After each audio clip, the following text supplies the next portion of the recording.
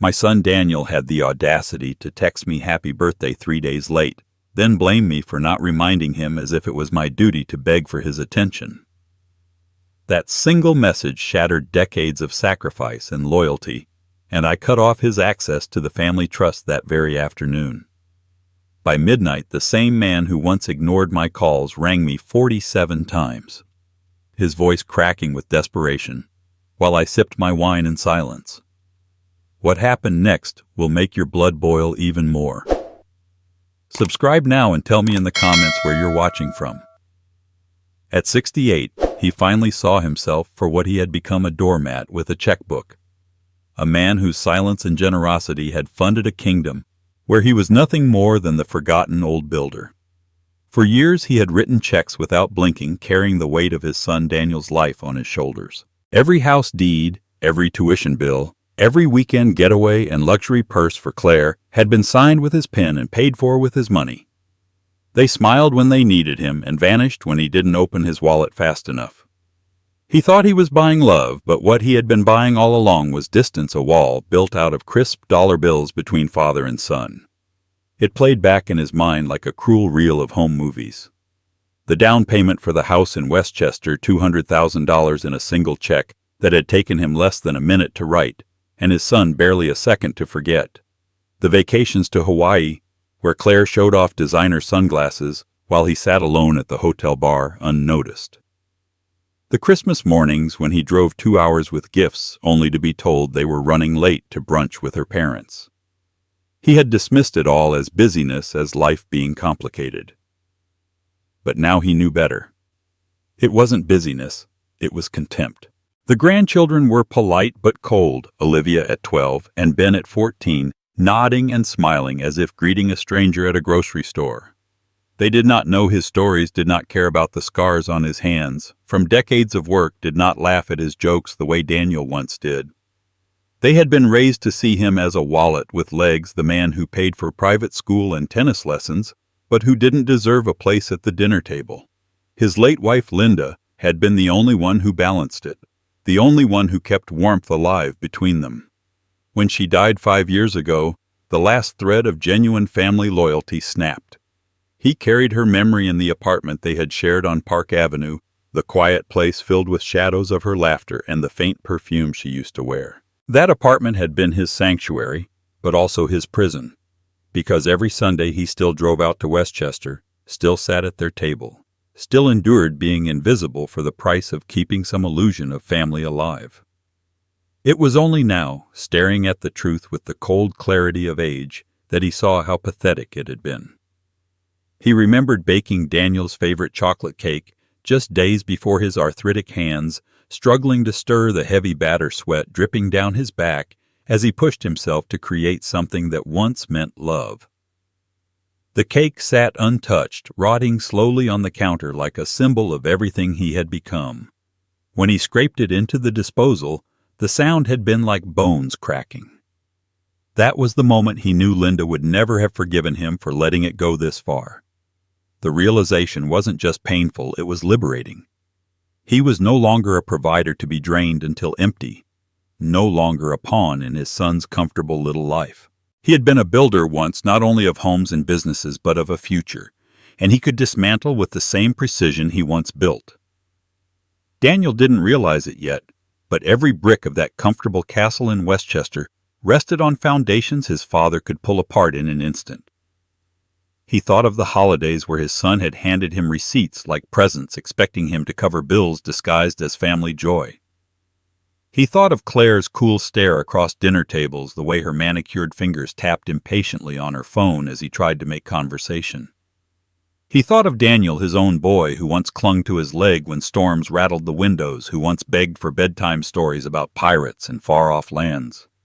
That boy was gone, replaced by a man who saw him as nothing but a bank account. The anger wasn't hot, it wasn't loud. It was cold, quiet, precise, the kind of anger that sharpened rather than burned. He poured himself a glass of scotch, the amber liquid catching the light from the lamp in the corner, and allowed himself the luxury of planning. He had spent a lifetime teaching construction crews how to follow blueprints. Now he would draw up his own, not of wood and stone, but of silence and consequence. It began with the attorney, the simple phone call that froze the river of money flowing into Daniel's world.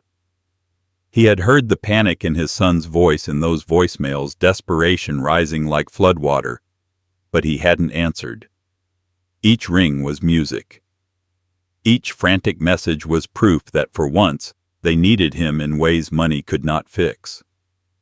He imagined Daniel pacing Claire, furious, the grand facade of their perfect suburban life beginning to crumble without his invisible hand holding it up. They would knock on his door soon enough, their eyes wide, their voices breaking, demanding answers. He would give them answers, but not the ones they wanted.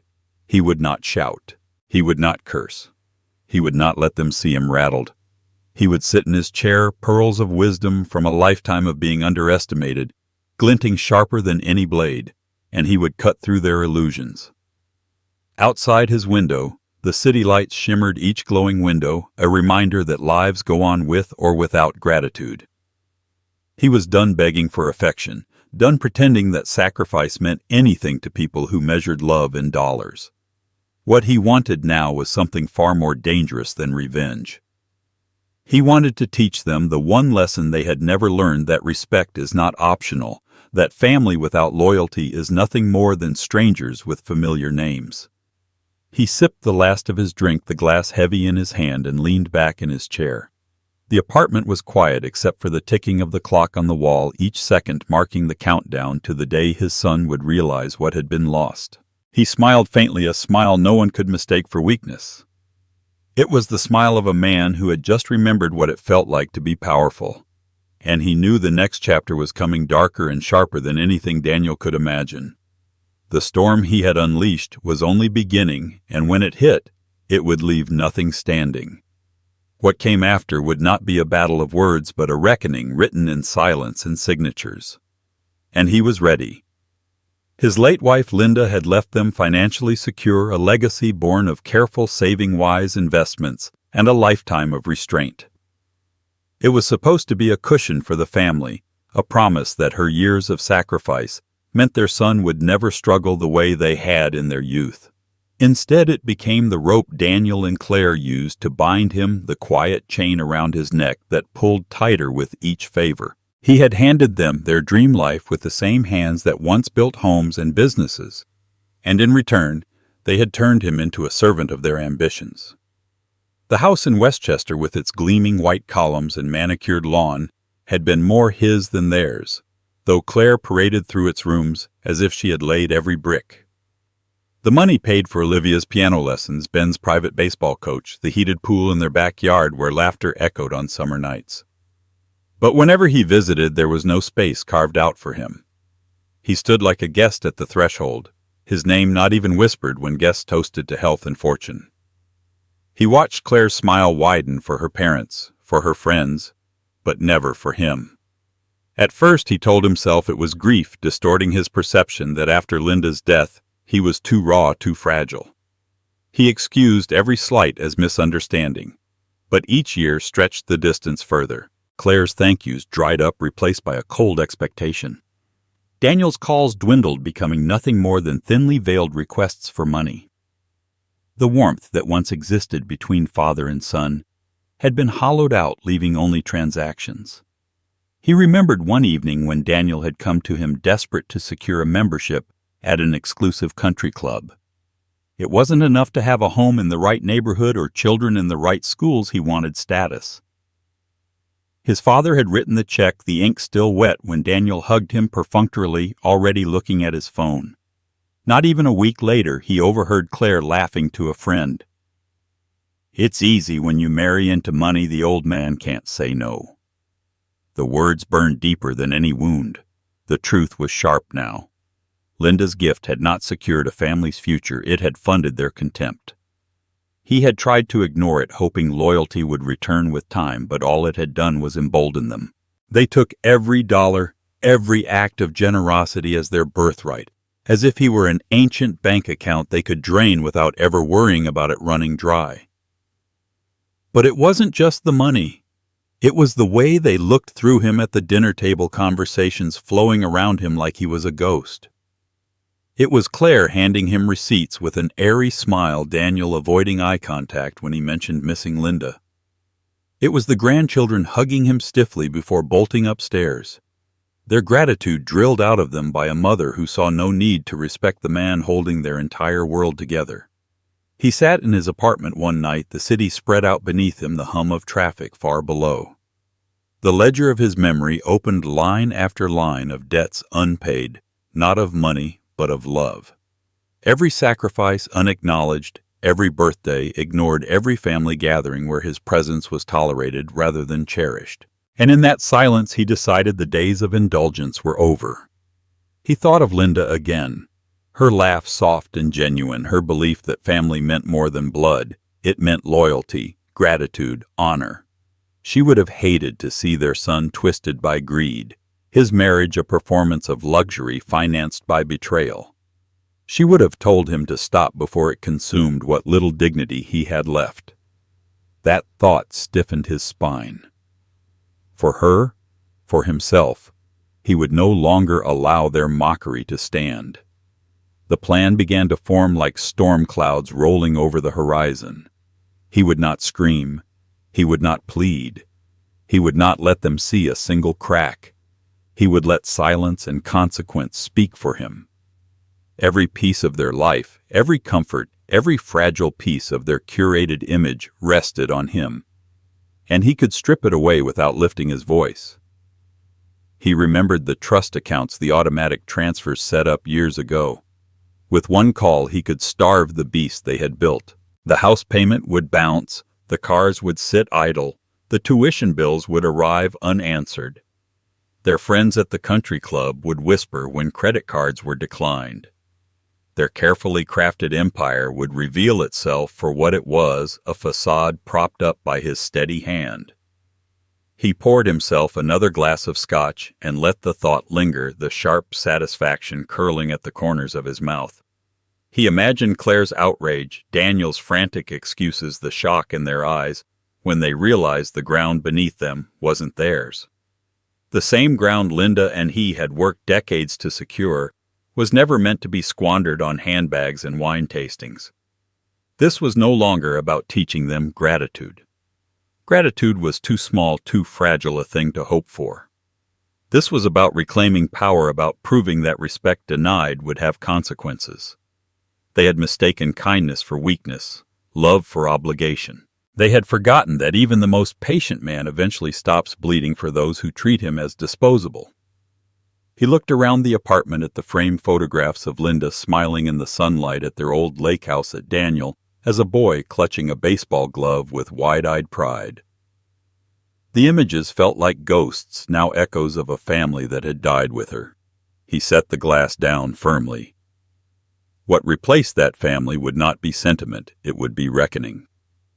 The night stretched deep and quiet, but in his mind the next chapter was already writing itself. He pictured Daniel's face when the first bills arrived, unpaid, Claire's fury, when her cards were declined, the whispers spreading through their perfect suburban circle. He pictured the knock on his door, the pleading voices, the accusations. And he pictured himself calm and unshaken, watching them crumble under the weight of their own entitlement. Outside, the city pulsed with life, oblivious to the storm about to break over a quiet house in Westchester. He leaned back, letting the satisfaction settle into his bones. For years they had taken everything. Now he would take back the only thing that mattered, his dignity. And the story was far from finished. The moment of silence before the storm was the sweetest of all, because he knew when it came, it would not just strip away their comforts, it would leave them face to face with the truth they had spent years avoiding. Respect isn't optional, and they were about to learn that in ways they would never forget. Every Sunday dinner had become a performance where he played the fool and didn't know it. He showed up with his arms full of gifts, his wallet open, thinking that presents and money equaled love. Every holiday he signed checks with a flourish, telling himself it was generosity, when in reality it was surrender. At graduations he sat in the back, clapping loudly, beaming with pride, but the smiles from the stage never reached him. He thought each dollar was a stitch holding the family together. Instead, it was a thread they were pulling loose, unraveling him one tug at a time. What he saw as devotion was being cashed in as entitlement, and he was too blind to admit it until the truth came crashing down. There were nights he lay awake in his Park Avenue apartment staring at the ceiling, asking himself if this was what Linda would have wanted. He could almost hear her voice whispering that love without respect is just exploitation wearing a pretty mask. The ache in his chest wasn't just grief for his late wife, it was grief for a son he barely recognized. He replayed conversations, dinners, birthdays, and realized they had become transactions. His words were background noise his presence tolerated only because his wallet kept speaking louder than he ever could. It wasn't only Daniel. Claire's coldness had turned from indifference to open dismissal. She scrolled her phone while he sat at the table, her laughter reserved for her friends, her eyes sharp whenever money was mentioned. Once, after he paid for new marble countertops, she insisted on he overheard her mutter, "It's not like it costs him anything." The contempt in her tone was a knife he could still feel twisting. He hadn't confronted her then. He had told himself to keep the peace, to let Daniel handle it, but Daniel never did. His silence was complicity, and that stung most of all. The grandchildren had followed their parents' lead, learning to keep their distance. They were polite, but politeness was nothing but a barrier. Olivia's hugs were stiff, Ben's thank yous rehearsed. They didn't look at him like family, only as the man who showed up with envelopes and wrapped boxes. He tried once to tell Ben a story about how he had taught Daniel to ride a bike in Central Park, but the boy's eyes glazed over, waiting for the conversation to end. The realization had gutted him. Generations he had dreamed of bonding with now treated him like a visitor at his own table. He started to notice the patterns in a way he hadn't before. His phone only lit up when tuition was due, or the car needed servicing. Birthdays were one-way streets, his gifts sent without acknowledgement, his own day forgotten until days later, marked by a lazy text. The family gatherings he funded always left him in the corner, ignored, while conversations swirled about vacations and renovations that he had paid for but was never invited to enjoy. It was as if he had been financing a show that never cast him in a single role. That knowledge hardened him. He had been a builder all his life, a man who measured twice and cut once, who knew the strength of foundations and the weakness of shortcuts. And now he realized his family had been cutting corners on love, letting greed rot the beams and expecting the house to stand forever. But houses collapse when the supports are pulled, and he held every support in his hands. He thought back to a Thanksgiving dinner where he carved the turkey while the others laughed at Claire's father's jokes. Not once had anyone asked how he was doing. Not once had anyone mentioned Linda, whose absence hung over him like a shadow. When he brought up her name, the room fell silent. Then someone changed the subject. That silence had told him everything. He was a relic to them, useful but unwanted, tolerated but unloved. The bitterness didn't consume him, it clarified him. It was no longer about hurt feelings. It was about dignity. They had mistaken his generosity for weakness, his patience for passivity. They had forgotten that every house payment, every tuition bill, every vacation was stamped with his approval. Without him, their carefully curated world would collapse. He wasn't the weak one. They were. He pored through his financial records late one night, the numbers laid out like a confession. $800,000 in transfers over 5 years, countless gifts and expenses, and not a shred of gratitude. He had funded their American dream while they erased him from the family portrait. And suddenly he realized he could undo it. He didn't need to raise his voice or pound the table. All he had to do was stop. The thought brought a dangerous calm. He pictured Daniel calling, his voice tight with panic, Claire raging when her cards were declined, the children asking questions they couldn't answer. He imagined himself unshaken, sipping a glass of scotch while their perfect life crumbled around them. It wasn't vengeance.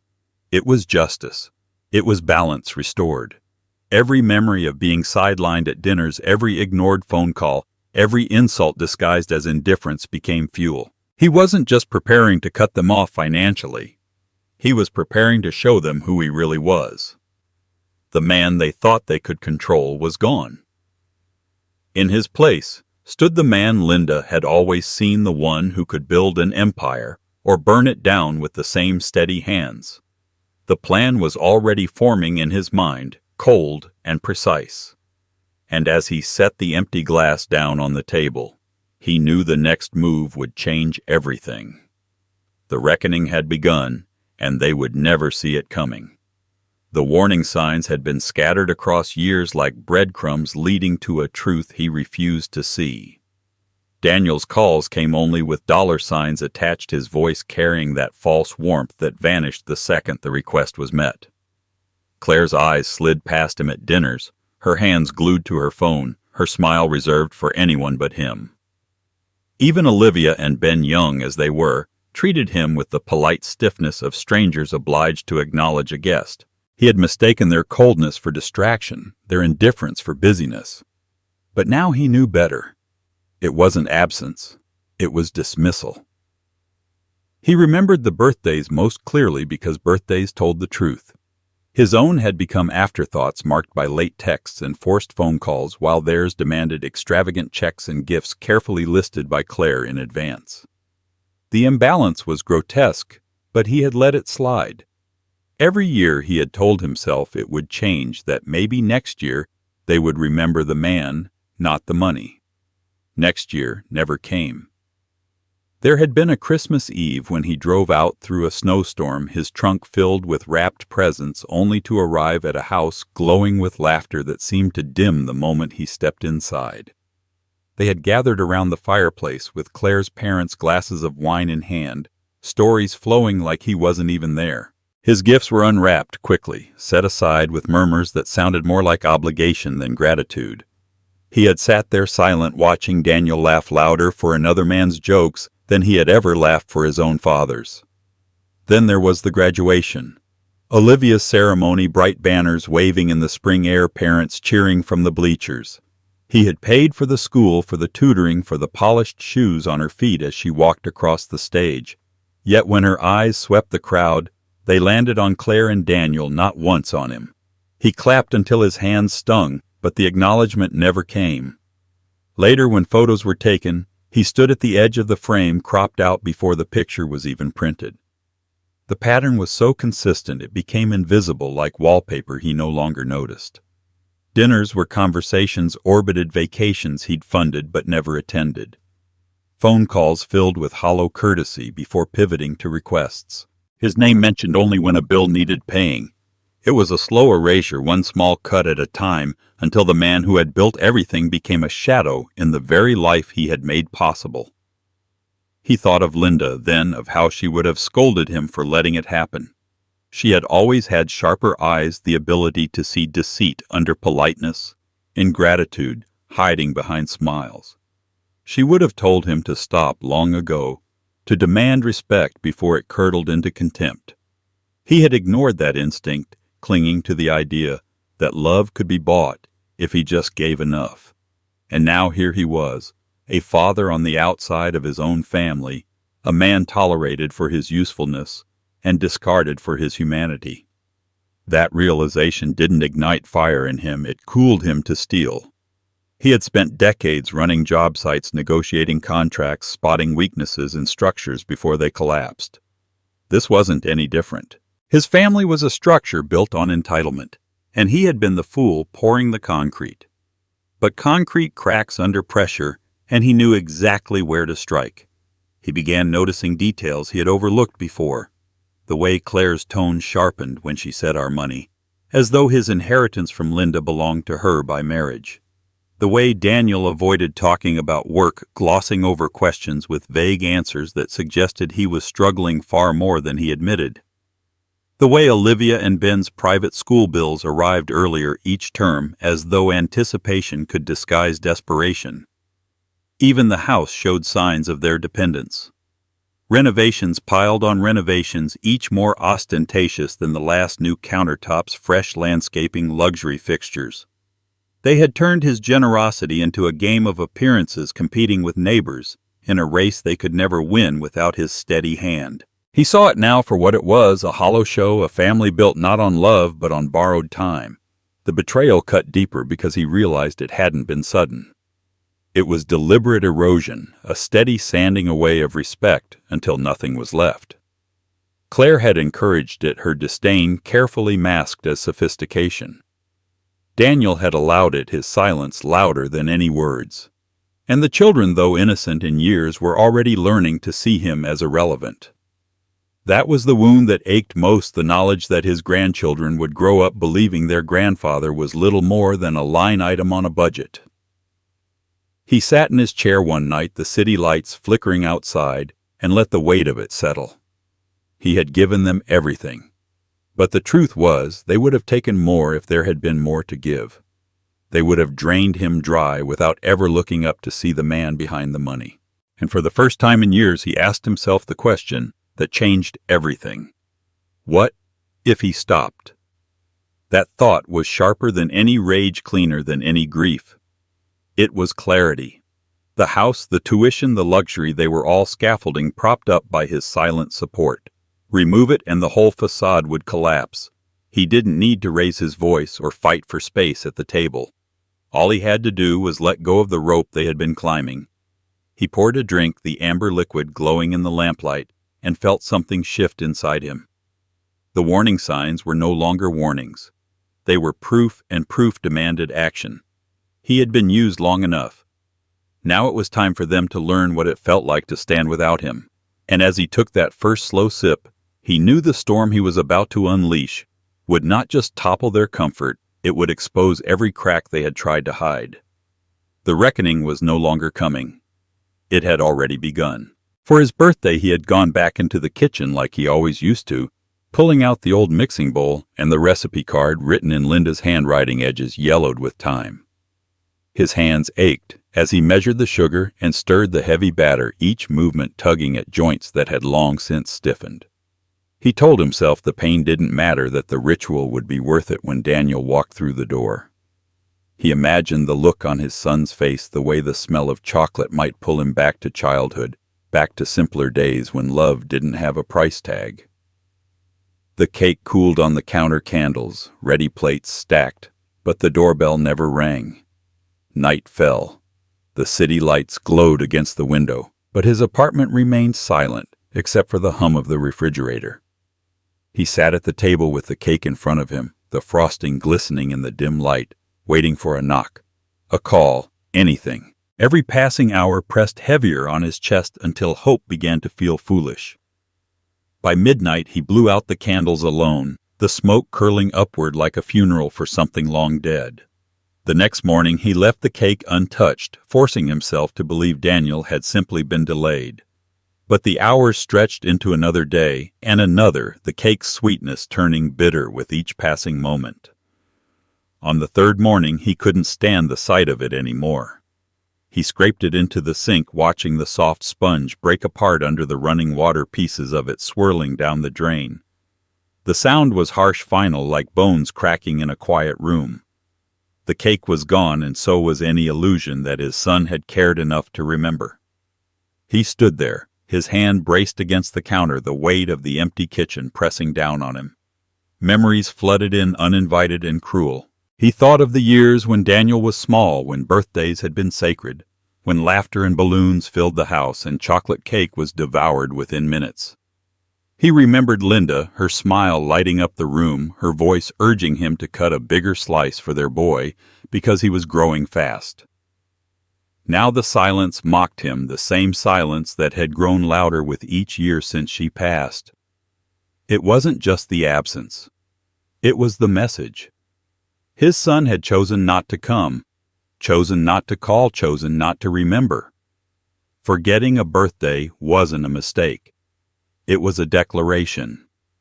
It said you don't matter anymore. It said you are a relic of the past, good for your money, but not your presence. And that truth burned hotter than any oven he had ever turned on. He poured himself coffee the next morning, the bitterness clinging to his tongue, and stared out the window as the city moved on without him. He thought of Linda again, of how she would never have allowed Daniel to grow into a man who could treat his father this way. She would have confronted him, demanded respect. But she wasn't here, and he had let things slide too long.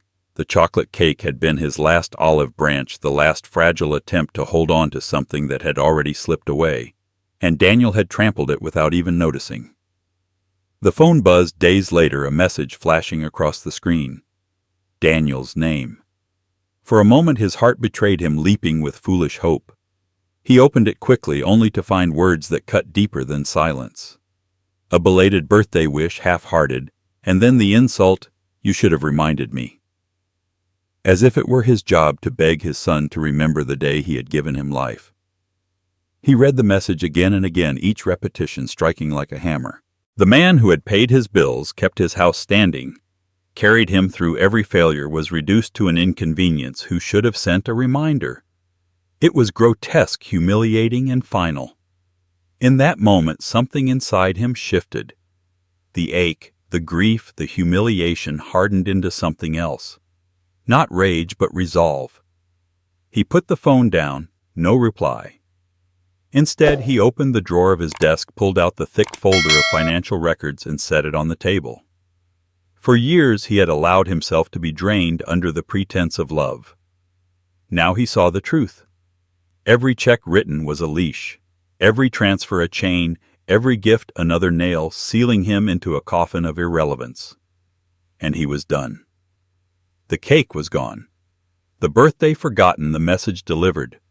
His son had spoken without realizing it, and the words were louder than any shout. "You are nothing but money to us." Fine. If money was all he was to them, then money would be the very weapon he used. He leaned back in his chair, the city still moving outside, and let the silence settle into him. The birthday that should have been a celebration had become a revelation, the last straw that broke decades of blind devotion. And now, with the bitterness still sharp on his tongue and the memory of that rotting cake lingering in the air, he knew the story was far from over. The reckoning was just beginning, and it would taste far sweeter than any cake could ever hope to be.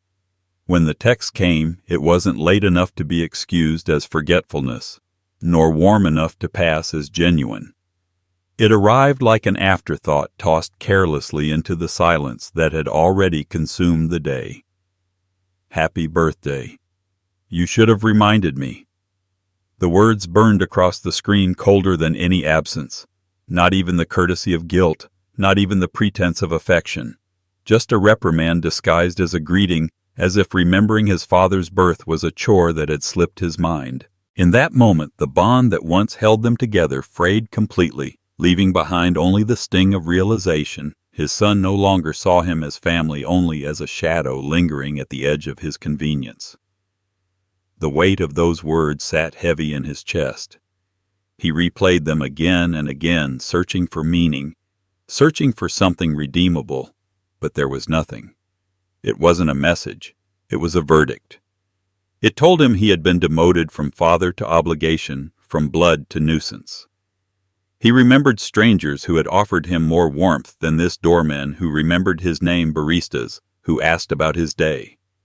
And yet his own son, the boy he had once carried on his shoulders, had reduced him to less than an acquaintance. He thought of all the birthdays past, not his own but Daniel's. He remembered staying up late to assemble toys, driving across town to buy the last action figure on a crowded shelf, building elaborate parties with balloons and banners because he wanted his son to feel celebrated. He remembered the cakes, the candles, the laughter. He remembered Linda's proud smile as she watched father and son together, certain that these were the memories that would bind them for life. Now all of it felt like ash, like a debt he had paid in full, only to be handed a receipt marked void. His fingers tightened around the phone, the screen glowing with the message like an accusation. He had been patient, generous, forgiving beyond reason. But this cut through everything. A man could endure silence, could endure distance, but disrespect was a blade no father should ever feel from his own blood. The voice inside him that had whispered doubts for years now roared with clarity. He was not loved. He was used. And being used was over. He set the phone down without replying. The temptation to answer with fury was there, to demand an explanation, to plead for decency, but he knew better. Words were wasted on people who had stopped listening long ago. Silence would speak louder. Action would speak louder still. He moved through the apartment with a strange calm, the kind that comes when pain finally gives way to resolve. Every step felt like shedding an old skin, every breath a reminder that he still held the power they pretended he didn't. He opened the cabinet where Linda's keepsakes were stored. Her letters, her jewelry, the photo albums she had treasured. He lingered on one picture of the three of them taken in the backyard during a summer barbecue. Daniel sat on his shoulders, grinning with mustard smeared on his face, his small hands tangled in his father's hair. It was a frozen moment of joy, untouched by the corrosion of years. Looking at it now was like staring into the eyes of a stranger. That boy was gone. In his place stood a man who could send a message like that and believe it acceptable. The hurt twisted into something sharper. He thought of the trust accounts, the money that flowed into Daniel's life like a silent river, unseen but constant. He thought of the house, the cars, the vacations, every comfort cushioned by his quiet generosity. None of it had bought respect. None of it had bought love. And now he realized it was never meant to. It had only fed the illusion that he mattered. The text shattered that illusion forever. He poured a drink, the scotch catching the light, and let the bitterness burn its way down his throat. The silence of the apartment no longer felt oppressive. It felt like clarity. He wasn't the forgotten one. He was the one who had forgotten himself, forgotten his worth, forgotten that he was more than the role they had written for him. That would end tonight. He picked up the phone again, not to reply but to scroll through the history of transfers, the records of years spent financing their life. Each number was a memory, each deposit a moment he had mistaken for connection. He saw it clearly now. The money wasn't building a family. It was erasing one. And with one call he could stop it. With one decision he could make them feel the absence of what they had taken for granted. The thought steadied him. He pictured Daniel's face when the credit cards failed, Claire's fury, when the mortgage bounced, the confusion in the grandchildren's eyes, when doors they thought permanent suddenly closed. He imagined the panic in their voices, the calls, the messages, the desperation. And he imagined himself calm and unshaken, finally in control. He closed his eyes and let the silence settle around him. The text still glowed in his mind, those 7 words etched like scars, but they no longer cut. They fueled. They were the spark to a fire that had been waiting for years to ignite. He had been diminished, ignored, dismissed. No more. As the night deepened, he leaned back in his chair, the glass empty in his hand, and smiled faintly. Not a smile of joy, but of recognition. He had finally seen the truth, and truth was a weapon sharper than any blade. Tomorrow the reckoning would begin. And when it came, it would not be loud, it would not be messy. It would be quiet, precise, devastating. The message had ended one chapter, but the next one was already writing itself, darker and sharper than anything his son could anticipate. And when the curtain lifted, Daniel would understand exactly what it meant to forget the man who had given him everything. In that moment, something inside him hardened like steel forged in fire. The man who had spent years excusing slights, swallowing disrespect, pretending that love could be purchased with money and patience ceased to exist. The forgiving father was buried with the crumbs of that rotting cake, and in his place stood the man he once had been, the man who built companies from nothing, who stared down bankers and contractors, who carved out a life with grit and cunning. He had been lulled into weakness by the illusion of family, but the veil was gone. Now he saw the truth with brutal clarity, and clarity is a weapon. He stood at the window, the city spread out beneath him in glittering lights, and felt the old strength return. It was a quiet strength, not the rage of a broken heart, but the cold, deliberate power of a man who knows how to dismantle what he built. He had been used, dismissed, and mocked, but that only made the reckoning sharper. They had forgotten who he was. They would remember soon. His mind clicked into precision, every detail assembling like blueprints. Money had been the chain that bound him, but it was also the hammer he would use to break free. The trust funds, the accounts, the investments, all of it sat under his signature. Daniel thought of him as obsolete, but every key to their gilded life was still in his hands. With a single phone call, he could strip away the walls they leaned on, reduce their comfort to rubble. The thought didn't thrill him. It calmed him like seeing the storm clouds shift in his favor. He poured another drink, savoring the burn as he began to sketch the contours of his next move. This wasn't about revenge for a missed birthday or a careless text. It was about years of disrespect crystallized into one final insult.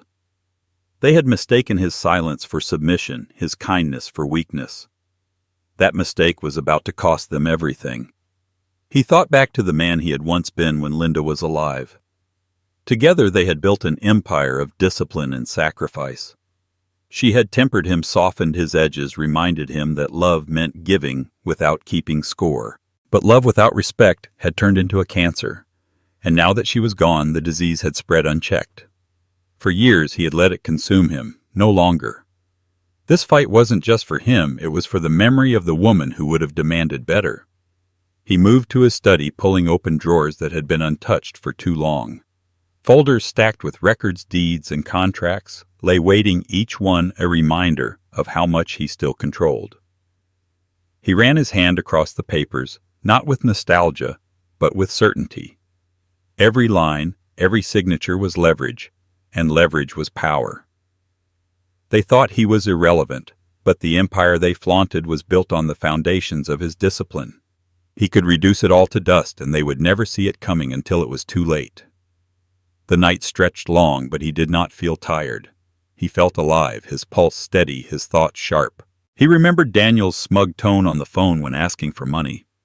Claire's cutting remarks disguised as sophistication, the hollow hugs from the grandchildren. Each memory was fuel, each slight another brick in the wall of resolve now rising around him. The father who begged for scraps of affection was gone. In his place stood a man who would command respect or enforce its absence. He envisioned the first step calling his attorney at dawn. Mark would be shocked at the sudden decisiveness, but he would obey. Transfers would stop. Accounts would freeze. The river of money would dry to dust overnight. Daniel and Claire would wake up to a new reality, their safety nets cut, their fortress crumbling. Panic would set in. Voices would rise. Phones would ring. And he would let them ring unanswered, each call a reminder of who held the power now. The image brought a faint smile to his lips, not of cruelty, but of vindication.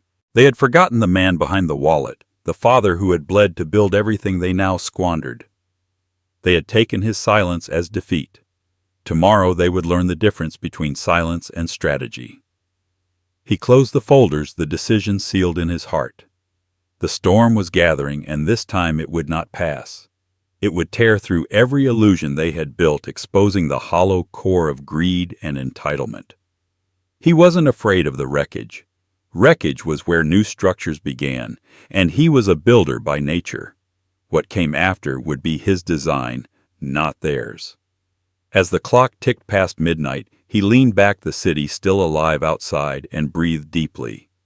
The forgiving father was gone, buried under years of neglect and betrayal. In his place stood a man reborn, sharp as glass, steady as stone, and he knew with absolute certainty that when the sun rose, the reckoning would follow. They had written him off as powerless.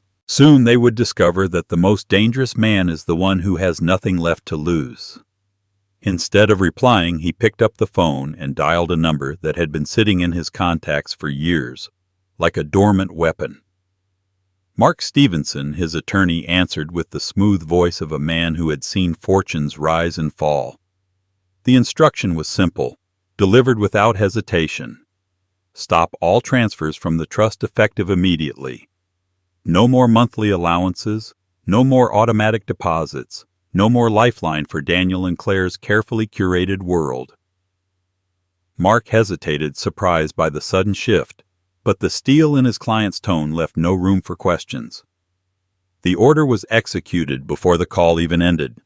The silence that followed was different now, charged with a current of power. For the first time in years, he felt the ground tilt back beneath his feet, steadying him, reminding him that he still held the pen, the signature, the authority that could alter their lives in a heartbeat. It wasn't revenge, not yet. It was the first move in a game he had spent too long refusing to play. He poured himself a drink, the ice clinking against the glass, and allowed himself the rare luxury of satisfaction. They wouldn't know it yet, not tonight. But tomorrow, when the first bills bounced, when Claire's credit card was declined at some boutique counter, when Daniel's mortgage payment failed to clear, the panic would begin. He pictured them waking in their Westchester palace, unaware that the invisible hand propping them up had been withdrawn. The crash would come quickly, like a house stripped of its beams. The thought didn't thrill him. It steadied him. This was control, clean and deliberate. He had been bled dry for years, drained by obligation and guilt, and now he had cauterized the wound. For once he wasn't reacting to their neglect. He was dictating the terms. And that shift was everything. He set the phone down and walked through his apartment, each room filled with reminders of the life he had once shared with Linda. Her photographs still smiled from the walls, her books still lined the shelves. She would have approved of this, he realized. She had always believed in fairness, in holding people accountable for the respect they owed. She would never have let Daniel spiral into entitlement unchecked. Her absence had made him soft. Tonight he had corrected that mistake. The city pulsed outside his window, horns echoing faintly from the streets below, but he heard something else, the phantom sound of their voices when the money stopped. He could hear Claire's fury, sharp and brittle. He could hear Daniel's desperation, his voice cracking when excuses no longer worked. And he could hear the silence from Olivia and Ben, confused children, who had never known a world without the invisible cushion of their grandfather's generosity. That silence would be the most telling of all. He imagined Daniel pacing the kitchen, phone in hand, dialing his number again and again, each call sliding unanswered into voicemail. The messages would begin polite, then urgent, then desperate. He wouldn't delete them. He would let them pile up, proof of how quickly affection turned into panic when money dried up. Each ring would be a reminder of who truly held the power in this family.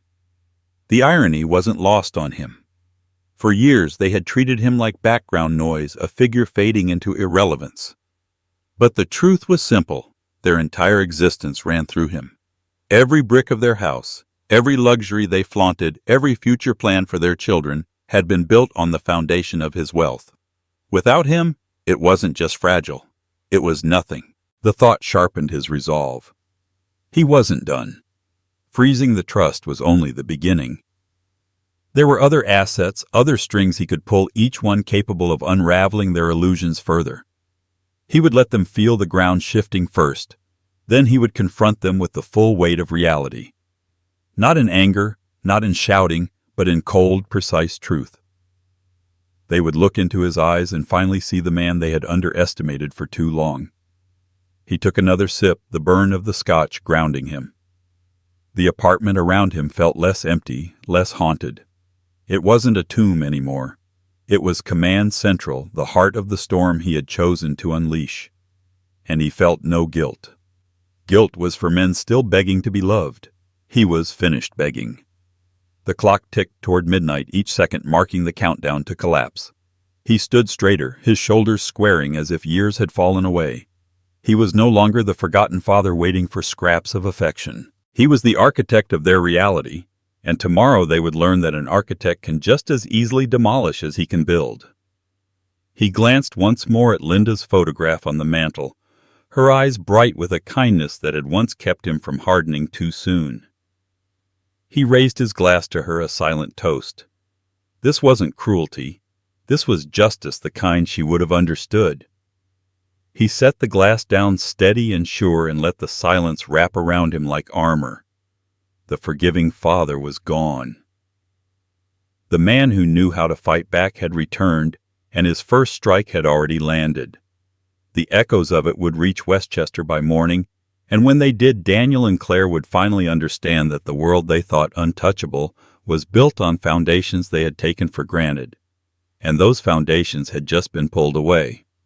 For the first time in years, he felt control slide back into his hands, as if a great weight had finally been pried off his chest. The suffocating years of being used, drained, and dismissed seemed to peel away like old skin. His spine straightened, his breath deepened. It was not rage that filled him now, but something far more dangerous, clarity. He had been a man stumbling in the fog, blinded by hope, by guilt, by memories of love that no longer lived in his son's heart. But tonight the fog cleared. He could see the battlefield for what it was, every weakness exposed, every piece in place. He was not powerless. He was the hand that moved the pieces, and for the first time in decades, he was ready to play. The sensation was intoxicating. It wasn't the cheap high of revenge, or the hollow satisfaction of retaliation. It was the deeper, heavier calm of balance restored. For years they had dictated the terms of his life with their demands and their indifference. Now the tables had turned. Every decision, every action, every consequence belonged to him alone. He could almost hear Linda's voice whispering from the shadows, telling him she knew he still had this strength in him, that the man she married was never truly gone. She had believed in his power long before he had. He had let it rust, but tonight he had sharpened it again. He walked into the study, the quiet hum of the city seeping through the window. The room smelled of leather and old paper filled with the documents of a lifetime. He ran his hand over the polished surface of his desk, each groove in the wood reminding him of contracts, signed deals won, fights endured. He had built empires before. Now he would dismantle one. This wasn't destruction for its own sake. It was justice delivered with the precision of a scalpel. He pulled open a drawer and retrieved a thick folder of financial ledgers, the lifeblood of Daniel and Claire's opulent existence. Transfers, allowances, payments, all flowing like veins through their lives. He traced the lines with his finger, each one a reminder of how thoroughly he had supported them. It was staggering, the sheer amount of money funneled into their world. Vacations in Italy, private schools, luxury cars, endless renovations. All of it carried his fingerprints. And yet he had been made invisible. That contradiction no longer wounded him. It empowered him. Because now he knew that invisibility could be turned into leverage. He leaned back in his chair, closing his eyes, and allowed himself to imagine the days ahead. The first cracks would show quickly. A mortgage payment bouncing. A card declined at dinner in front of friends. A school bill arriving with no check attached. Claire's anger would ignite, first sharp and scalding, aimed squarely at Daniel. She would demand answers, demand solutions. But Daniel would have nothing. For once he would be forced to stand without the safety net of his father's money, and he would stumble. He always stumbled. The image brought no smile to his face, only a grim satisfaction. It wasn't joy, it was necessity. They had built their kingdom on his back, and now he had shrugged them off. The collapse was inevitable. He thought of the phone calls that would come, of Daniel's voice, first smooth, then sharp, then desperate. He thought of the messages piling up, each one a confession of dependency. He wouldn't answer. He would let silence speak for him. Silence had a weight words could never carry. Silence would teach them who truly held power. For years he had given them everything, believing that love required sacrifice without end. But love without respect was nothing but servitude, and servitude was finished. He saw that now as clearly as he saw the city lights glittering beyond the glass. He was not their servant. He was their foundation. And when a foundation moves, everything built upon it trembles. He stood, the energy coursing through him, making him feel younger than he had in years. The apartment no longer felt like a prison of memories. It felt like command. He picked up Linda's photograph, her smile frozen in the glow of a summer day long gone. He whispered that this was for her too, that he was reclaiming the dignity she would have demanded, the respect she would never have allowed their son to trample. Her absence had left him vulnerable, but her memory now made him unbreakable. He set the photograph down and turned back to the ledgers. Control was his again, and with it came responsibility, not to his ungrateful son, not to the woman who looked through him like glass, not even to the grandchildren who had learned to treat him like a stranger. The responsibility was to himself, to the life he had built, to the years he had left. He would not spend them being used. He would spend them being remembered. The hours stretched late, but sleep never came. He didn't need it. He felt more awake than he had in decades. Each tick of the clock was not a reminder of time lost, but a drumbeat of the reckoning to come. Tomorrow the silence would deepen, and they would begin to feel the walls close in. And when they finally turned to him for salvation, they would discover the truth he had just rediscovered for himself. He was not weak. He was not irrelevant. He was the one who decided whether their world stood or fell. He walked back to the window, the city alive with its own pulse, and let the night air brush against his face. Control had returned to him like an old ally, and he welcomed it with open arms. The forgiving father was gone. The man in his place was colder, sharper, deliberate. And the storm he was about to unleash would not just humble them. It would redefine him. The game had shifted, the pieces reset. Tomorrow they would learn, and when they did, it would already be too late. Within days, the phone lit up like a siren, each call a different shade of desperation. At first, Daniel's voice carried confusion, a brittle laugh, as if some clerical error had interrupted the river of cash he had grown accustomed to. He spoke casually, masking the tremor beneath, asking if the bank had slipped, if a transfer had been delayed. His father listened to the voicemails without answering, sipping scotch as though they were nothing more than background music. By the second day, the calm veneer was gone. Panic seeped into Daniel's tone, sharp and urgent, as though the ground had tilted under his feet. He wasn't calling out of love or concern. He was calling because the machine that fueled his life had ground to a halt. The messages piled up, each more frantic than the last. Claire's voice appeared next, brittle and venomous, her anger spilling through the speaker. She demanded explanations, her words cutting like glass, dripping with entitlement. She didn't ask if he was well, didn't ask if something had happened to him. Her only concern was what had happened to her money. By the third day, the panic had decayed into pleading. Daniel's tone cracked, the words tumbling out with the shaky breath of a man who had finally realized the safety net was gone. He begged for understanding, begged for forgiveness, begged for mercy. But mercy had died with the forgiving father. He sat in the quiet of his apartment, the city alive outside his window, and let their voices wash over him like waves against stone.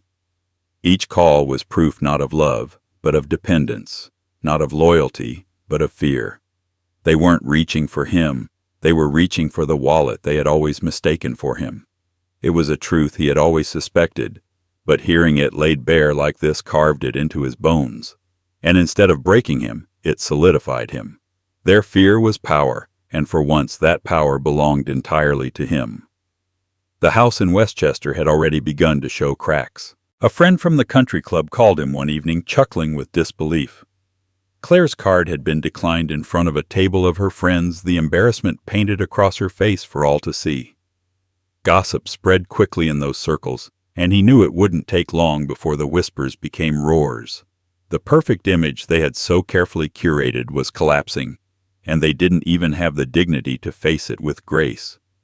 He imagined them pacing through their lavish kitchen marble counters, gleaming under two bright lights. Daniel's voice rising, Claire's fury cutting, Olivia and Ben watching silently as the walls they thought permanent began to tremble. The children might not yet understand the details, but they could feel the tension, the fear, the anger. They had been raised in luxury, taught to see it as normal, and now that normal was crumbling. It would scar them in ways their parents hadn't anticipated, and perhaps that was justice too. More calls came this time from unknown numbers. Friends, in-laws, even Claire's parents, all circling like vultures trying to coax him back into compliance. They spoke of family, of duty, of how hard Daniel was working, as though repeating the lie would make it true. But he knew the truth. Daniel wasn't worried about losing him. He was worried about losing the life he hadn't earned. The irony struck him like a bitter joke. For years they had treated him like a ghost at their table, invisible and unwanted. Now that the money was gone, he had never been more visible. Every voice, every plea, every frantic attempt to reach him was proof that they saw him now, but only as the foundation crumbling beneath their feet. It was clarity sharper than any blade, and he let it cut away the last fragments of guilt. He began to prepare for the inevitable confrontation. He knew they would show up at his door, desperate enough to swallow their pride. He pictured the scene with cinematic clarity, the knock echoing in the hallway, their faces pale and strained, their words tumbling out like excuses rehearsed too many times. He would open the door calm and steady, invite them in, not with warmth, but with the cold civility of a man holding all the cards. There would be no shouting, no pleading from his side. Just truth delivered with surgical precision. As he thought of it, he poured another drink, letting the amber liquid swirl in the glass. This was not revenge. It was revelation. They had built their lives on the assumption that his love meant endless sacrifice.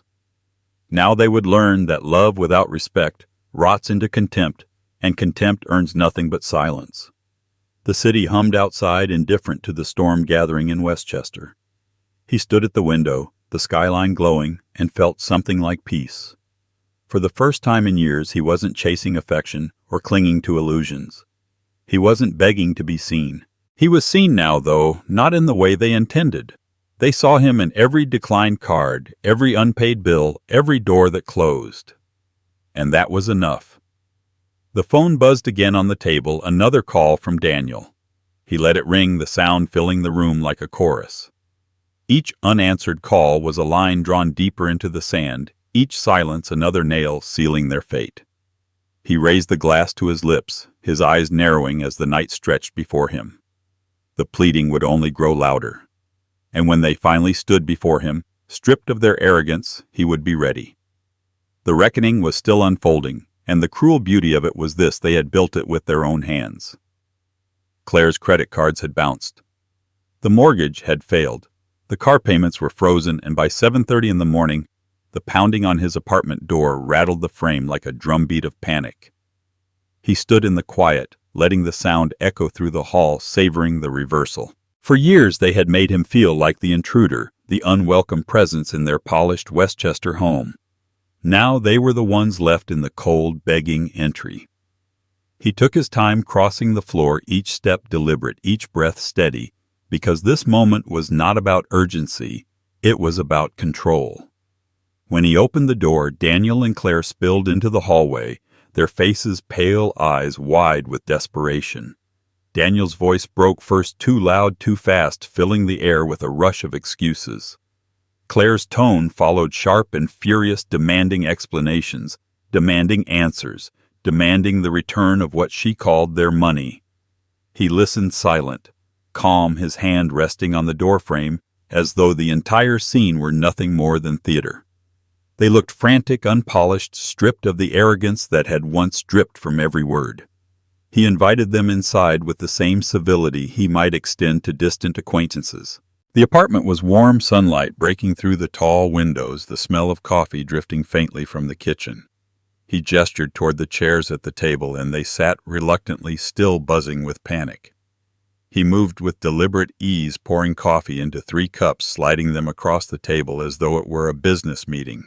The contrast unsettled them.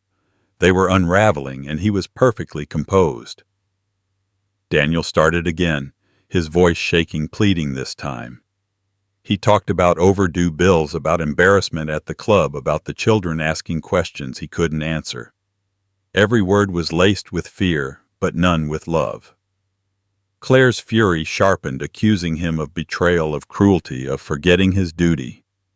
She used words like family and loyalty, twisting them into weapons, trying to guilt him back into submission. But guilt had died the moment he saw the truth in their eyes weeks ago. He set his cup down slowly, the porcelain clicking against the wood.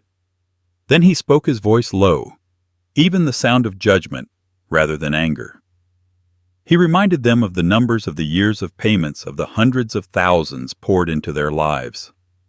He spoke of tuition, vacations, renovations, country club memberships, every indulgence he had funded while being treated like a ghost. Each word landed like a blow, stripping away their pretense of innocence. Daniel's face tightened with shock as the numbers stacked higher and higher. Claire's expression shifted from rage to disbelief, as though hearing the total for the first time forced her to confront the truth she had conveniently ignored. He told them plainly that in 5 years he had given them nearly $1 million, and in return he had received nothing but silence and contempt. The air in the room grew heavy, the weight of reality pressing down on them. For a long moment they sat speechless, the collapse of their illusions hanging between them. He leaned forward, his gaze sharp, his words precise. He told them this was their reckoning, that the days of being coddled and carried were over. He laid down terms not as a father, but as a man reclaiming dignity. They had 30 days to stand on their own, 30 days to prove they valued him as a human being rather than an ATM. And if they failed, the door would close forever. Claire scoffed, trying to summon the bravado she wore so easily, but it cracked at the edges. Daniel opened his mouth to argue, but the words faltered. They were cornered, stripped of entitlement, left staring at the man they had underestimated. For the first time they saw him not as the old man they could dismiss, but as the architect of their downfall. He rose from the table, signaling the conversation was over. The sunlight caught his face, casting it in sharp relief, calm and immovable. He told them to finish their coffee and let themselves out. Then he turned his back and walked into the study, leaving them sitting in silence, their world unraveling around them. From the other room he could hear their whispers, hurried and frantic, trying to salvage some strategy. But no strategy would work now. The game was his, the rules his, the power his. When the door finally shut behind them, the apartment fell quiet again, the calm restored. He sat in his chair, opened the folder of financial records, and let the silence deepen. This was no longer about money. It was about respect, about truth, about drawing a line that could not be crossed again. They thought they could storm his door and shake him back into servitude. Instead, they had walked into a courtroom without knowing it, and he had handed down the verdict. The sentence was not shouted, not written, it was lived. And as he leaned back, the faintest smile touched his lips. The reckoning had only just begun. What came next would make this morning feel like mercy. He welcomed them inside with the same poise he might offer a pair of unexpected neighbors, his voice steady, his gestures deliberate. The smell of fresh coffee lingered in the air, its warmth an almost mocking contrast to the storm they dragged through his doorway. They sat down stiffly, but the civility ended there. Their words spilled out like venom, rising, cracking, overlapping. Claire's voice sharpened with each accusation, Daniel's tone desperate, both of them demanding answers about what they called their money. He almost laughed at the phrasing because it revealed everything. Their money. As though the decades of sweat that had earned it, the nights he and Linda had sacrificed, belonged to them by right. Entitlement had taken root so deeply it had bloomed into arrogance, choking out even the smallest shoots of gratitude. He stirred his coffee slowly, the spoon clinking against porcelain, and let them rant. Their voices echoed around the apartment, filling the space with panic and greed, but he sat anchored, unmoved. The contrast unsettled them more than any shouting could. He could see it in their eyes, the flicker of unease at his composure, the dawning recognition that the balance of power had shifted. They wanted chaos. They wanted him rattled, but he denied them both. Claire leaned forward, her manicured nails tapping hard against the table, her eyes narrowed into slits. She threw words like betrayal and cruelty, each one weighted with the assumption that he would bow under guilt. Daniel tried to soften her venom, reaching for tones of reason, of family obligation, but his words betrayed him. Every sentence circled back to money bills, unpaid accounts, frozen appearances crumbling. Not once did he ask about his father's health, his feelings, his silence. Not once did he acknowledge the years of sacrifice now glaring back at him from across the table. Finally, he set his cup down with a deliberate click, the sound cutting through their noise like a gavel in a courtroom. The quiet that followed was sharp, and into it he spoke with measured precision. He reminded them of the numbers, each figure landing like a blow. Hundreds of thousands over the years, tuition, mortgages, renovations, luxury memberships, all detailed with surgical accuracy. He painted their entitlement in black and white, stripping away the illusions they had clung to. Their expressions faltered as the truth stacked higher. Claire's lips parted in disbelief. Daniel's shoulders slumped under the weight of the ledger being recited aloud. He told them plainly for 5 years since Linda's death he had carried them, not out of obligation, but out of love. And what had they offered in return? Silence, contempt, indifference. He had given them nearly $1 million and received not one moment of respect. Their money, no. It was his. Always his. And the flow had stopped. The air grew heavy as the truth hung between them. Daniel's face twisted, caught between shame and rage. Claire tried to recover her voice sharp again, accusing him of cruelty, of punishing the grandchildren. He met her gaze without blinking. The grandchildren had been taught indifference by her hand had been raised to see him as a wallet with legs. If they suffered now, it was the fruit of seeds she herself had sown. He leaned forward, his voice lower, colder. He laid down the terms, not as a plea, but as a decree. 30 days to prove they valued him as a man, not just as a bank. 30 days to show real care, not rehearsed gestures. If they failed, the door would close forever, not just on the money, but on him. His will would be rewritten. Their inheritance would vanish. Everything they thought was secure would slip through their fingers like sand. For the first time, Daniel's eyes wavered, truly wavering. The weight of his father's words sank in. Claire, though, refused to yield. Her anger blazed hotter, her pride unbending. But underneath the fire, he could see it, the fear. The cracks in the mask. She had built her empire on his silence, and now silence was her undoing. He stood his chair, scraping lightly against the floor, signaling the conversation was over. They tried to continue, voices rising, but he raised a hand, calm and immovable, and their words died in the air. He told them to finish their coffee, then leave. He had nothing more to say.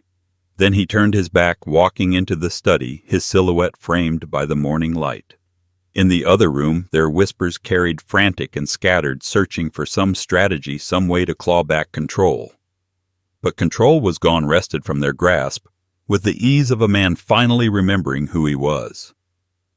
When the door slammed shut behind them minutes later, the silence that followed was deeper than before, heavier, satisfying. He stood in that silence, breathing it in, feeling it settle in his bones. They had come shouting about their money, but they left with the truth carved into them like stone. It was never theirs. It was his. And the reckoning had only begun. The next act would strip away not just their wealth, but their illusions, and when it came, they would finally understand the cost of underestimating him. The numbers hung in the air like a verdict, heavier than any accusation could have been. $850,000. He didn't just throw the figure at them. He dissected it piece by piece until every syllable cut deeper than a blade. $26,000 per visit. $60,000 for each hollow family gathering. He forced them to see the obscene arithmetic of their entitlement, the cold accounting of what love had been reduced to. And then he dropped the final nail. Not once in all those years had he felt truly appreciated. The silence that followed was suffocating. Daniel's face drained of color. He opened his mouth as though to argue, but the words stuck in his throat. Claire's lips parted in disbelief, but no excuses came. The truth had cornered them, stripped away the shield of pretense. They looked like children caught stealing, except the theft was years of his life, his dignity, his devotion. He leaned back in his chair, watching them squirm under the weight of reality, the stillness in his body more powerful than any outburst. He reminded them of the vacations they flaunted, the renovations they boasted about to their friends, the private schools and designer clothes, each funded by his steady hand. He described walking into their house only to feel invisible, sitting at their table, only to be ignored, giving them more and more, while receiving less and less until nothing remained. The ledger of betrayal was long, and tonight he read it aloud in full. Daniel finally stammered something about gratitude, about how they had always been thankful, but his father cut him off with a sharp gesture. Gratitude that is never spoken, never shown, is nothing but fiction. Gratitude that comes only when the money stops is a lie. His voice was calm, but merciless, slicing through Daniel's feeble defense. He told them plainly that he was done financing lies. Claire tried to recover her voice brittle as she spoke of the children of Olivia and Ben's futures as though dangling the grandchildren would soften him. But he met her gaze with a coldness that froze the words on her lips. He reminded her that a future built on exploitation was no future at all. If the children suffered, it was because their parents had taught them to see him not as a man but as a bank. That lesson was ending tonight. He leaned forward, his hands clasped, and delivered the final truth the river had run dry. There would be no more transfers, no more checks disguised as affection, no more strings of zeros exchanged for scraps of acknowledgement. The debt between them was settled not in numbers but in silence. The weight of his words left them stunned, their carefully constructed illusions crumbling like glass beneath a hammer. For the first time they seemed to see him not as the frail old man they had dismissed, but as the architect of their downfall. He could feel their fear, sharp and tangible, filling the room. It wasn't fear of losing him. It was fear of losing the life he had built for them, the comfort they had mistaken for permanence. He let them sit in it, let the silence press down until they shifted in their chairs, their voices caught in their throats. He rose from the table, slow and deliberate, his shadow stretching long in the afternoon light. He told them the era of indulgence was over. What came next would be a test not of money, but of loyalty, of respect, of whether there was anything human left in the bond they had gutted. 30 days he gave them. 30 days to prove they saw him as more than a wallet.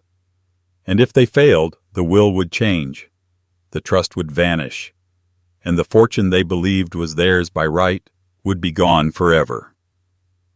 Claire bristled her pride, sparking one last flare of defiance. She tried to laugh dismissive, calling his words threats. But he only smiled faintly, the smile of a man who had nothing left to prove. Daniel remained silent, his eyes fixed on the floor, his hands twisting nervously in his lap. For once the son who had grown used to control had none. He stepped away from the table, leaving them in the silence they had earned. From the other room he could hear their whispers, hurried, frantic, desperate, but he didn't need to listen. He already knew the pattern: panic first, anger next, and finally the hollow performance of care. But no performance could undo the truth laid bare tonight. When the door closed behind them, the apartment felt lighter. The chains of obligation had been broken, the weight of years lifted. He poured himself another drink and stood by the window, the city alive below each light, a reminder of possibilities beyond their grasping hands. He felt no guilt, only resolve. The reckoning had begun, and the numbers he had spoken were not just figures. They were a sentence carved in stone, and when the 30 days ran out, they would discover just how final that sentence could be. His son sat frozen, eyes wide, lips parted as though words might come, but never did. The numbers had landed with the weight of a hammer, each one crushing the illusion he had built his life on. For years, Daniel had believed his father's support was endless, a silent tide that would always rise no matter how much he took. But now, laid bare in cold figures, the truth stunned him. His father wasn't bluffing, and for the first time Daniel saw that the foundation of his world could vanish with a single decision. Claire's reaction was sharper, more visceral. The color drained from her face, her confidence cracking like glass under pressure. She had lived comfortably in the myth of abundance, never questioning, never counting. She had taken the steady flow of money as naturally as air, as though it was her birthright. But hearing it totaled the sheer scale of what had been poured into their lives, stripped her of the smug superiority she had worn like armor. Pale and silent, she gripped the edge of the table, realizing the empire she flaunted had been nothing but borrowed time. He watched them both with a steady calm, no triumph in his eyes. Only the cold satisfaction of truth revealed. He had wanted them to feel it, not just hear it, to taste the bitterness of numbers that told a story of neglect and entitlement. And now they did. The silence stretched long, punctuated only by the ticking of the clock on the wall, each second a reminder of their powerlessness. Daniel finally found his voice weak and cracking. He tried to speak of family, of bonds that couldn't be measured in money, but the words rang hollow. His father cut him off with a single look, a gaze so sharp it silenced him instantly. Claire opened her mouth, but nothing came. Her usual weapon, sarcasm, disdain, clever retorts, had all been stripped away by the ledger laid bare before her. The man across from them leaned forward, his voice low and steady. He told them this wasn't about punishment. It was about truth. They had mistaken kindness for weakness, generosity for obligation. They had lived off his silence, assuming it would stretch forever. But silence had ended tonight. He had redrawn the line, and they were on the other side of it. Daniel shifted in his seat, shame warring with desperation in his eyes. He wasn't used to being cornered, not like this, not by the one man he thought he could always control. He realized, perhaps too late, that he had never controlled anything at all. Claire, though, sat rigid, her mind racing. He could see it in her face, the frantic calculations, the scramble for a way out. But she had no figures to fight with, no arguments to erase the ledger of truth that had been carved into the air between them. He stood then, the chair legs scraping against the floor with finality. The movement broke the spell, both Daniel and Claire looking up at him with expressions that mingled fear and disbelief. He told them they had 30 days to prove themselves, to show they valued him as more than a wallet, more than a convenience. 30 days to change, or everything they believed belonged to them would vanish forever. The ultimatum landed heavier than the numbers had. Daniel's jaw clenched, but he said nothing. Claire's face hardened, a flicker of defiance breaking through the fear, but even she could not mask the tremor in her hands. He left them at the table, their coffee untouched, their pride shattered. The room that had been filled with shouting minutes ago now echoed only with silence. He walked into the study, closing the door behind him, leaving them to sit with their unraveling world. Through the thin wall he could hear their whispers, frantic, hushed scrambling. Daniel's voice was low, panicked. Claire's sharp and clipped, trying to stitch together some strategy. But he didn't need to hear the details. He knew the pattern. They would scheme, they would perform, they would try to mask desperation with false affection. And he would see through every bit of it. He stood at the window watching the city stretch out in lights and felt the cold clarity settle deeper in his chest. For years he had let guilt chain him, had convinced himself that silence was love, that sacrifice was duty. But now he saw those years for what they were, wasted offerings at the altar of entitlement. No more. Tonight he had turned the tables, and they had seen it in his eyes. When the front door finally slammed shut, their departure rang through the apartment like thunder rolling away. He didn't follow. He didn't need to. They would be back more desperate each time, the cracks widening until their entire facade collapsed. And when they did, he would be ready, calm and unshaken, the architect of their undoing. The reckoning was no longer a threat. It was alive, unfolding, inevitable. And the beauty of it was that they had created it themselves. All he had done was let them see the truth. He laid the challenge before them with the calm weight of a judge handing down a sentence: 30 days. 30 days to prove they saw him as a father, not an ATM. 30 days to show genuine care, not rehearsed affection. The words dropped heavy into the silence, and he could see the shock ripple across their faces. Daniel blinked, stunned, his mouth half open as if to argue, but no words forming. Claire's jaw tightened, her pride flaring even as her eyes betrayed fear. They had lived too long believing their charade would never be called out, and now the mask had been ripped away. The silence that followed was deliberate. He wanted them to feel the weight of it, to know the challenge wasn't negotiable. He wasn't bargaining. He wasn't pleading. This was a line drawn in stone. If they failed, the door would close forever, not just on the money, but on him. They would lose the father, the benefactor, the man they had taken for granted, and he wouldn't look back. Daniel finally broke the quiet, his voice uneven, slipping between anger and desperation. He tried to remind his father of family bonds, of obligations, as if the word family alone could erase years of disregard. But his father's expression didn't change. Claire leaned in then, sharper, accusing him of cruelty, of using money as a weapon. He met her venom with silence, and that silence cut deeper than any retort. They were used to control, to manipulation, But now they were powerless, cornered by a man who no longer cared for their excuses. He stood ending the conversation without raising his voice. The coffee sat untouched. Their words hung in the air unanswered, and the room seemed to shrink around them. He told them the clock had started. 30 days. Every action would matter. Every lie would expose itself. He left them sitting in their own panic, their world suddenly stripped of certainty. The days that followed unfolded like theater. They came calling with flowers, with gifts, with forced smiles plastered onto their faces. Dinners were arranged, conversations polished, the children sent with rehearsed lines of affection. Olivia recited stories about missing her grandfather, words too practiced, her eyes darting to her mother for approval. Ben delivered stiff hugs, his voice stumbling over phrases that didn't belong to him. It was all performance, and he saw through every second of it. One evening, Daniel arrived alone, carrying a bottle of his father's favorite scotch. His smile stretched thin. He spoke of childhood memories of baseball games in the park, but his eyes betrayed calculation. He was testing the waters, searching for cracks in the resolve that had stunned him. His father listened, nodded, even poured the drink, but inside he counted every false note. Genuine care wasn't scripted. This was theater, and the actor didn't know the stage had already collapsed beneath him. Claire's approach was different. She turned on charm, calling more often, speaking of the children's achievements, laughing too brightly at small jokes. But beneath the performance was desperation, her words strained by the fear of losing the life she flaunted so easily.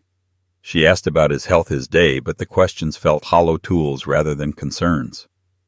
He answered politely, watching her unravel behind the performance. Each visit, each call, each gesture only confirmed the truth he already knew. They didn't value him as a father. They valued him as a resource. And the more they tried to mask it, the clearer it became. He kept notes like a man observing a failing experiment. He recorded the visits, the calls, the gifts, each one shallow, each one failing the challenge. The 30 days weren't just a test for them. They were a revelation for him, proof that he had made the right choice. He wasn't tearing a family apart. He was exposing that there had been no family left to save. As the days dwindled, the desperation deepened. Daniel's voice cracked in messages, Claire's tone sharpened into pleading, cloaked as indignation. They began slipping, the performances fraying at the edges. The children stopped pretending their indifference, surfacing once more. The illusion collapsed faster than he expected. On the 30th day, he sat at his table waiting. He knew they would come not with love, but with fear. And when the knock came, it wasn't the sound of reconciliation, it was the sound of reckoning. He straightened his shoulders, calm and ready. The 30 days had told him everything he needed to know. They had failed the challenge, not because they hadn't tried, but because they didn't understand it. They couldn't fake what had never existed. And as he reached for the door, his hand steady on the knob, he knew what came next would not just be an ending. It would be the beginning of something sharper, colder, and final. The reckoning wasn't a threat anymore. It was waiting on the other side of that door. What followed was nothing short of a circus, a desperate pageant of rehearsed affection and hollow gestures. The phone rang with sugar-coated calls at odd hours, Daniel's voice trembling under the strain of forced warmth. He asked about his Father's Day, about his health, about little things he had never bothered to ask in years, the questions rolling off his tongue like lines from a badly written script. There was no curiosity in them, no heart, only the calculation of a man trying to buy time. His father listened silent, the words dripping into his ear like syrup turned sour, knowing every syllable was another performance. Then came the lunches. Invitations arrived, dressed up as concerned Daniel, insisting they needed to spend more time together. Claire chiming in with brittle enthusiasm. They chose restaurants where the prices alone screamed status, as if the setting could mask the hollowness of their company.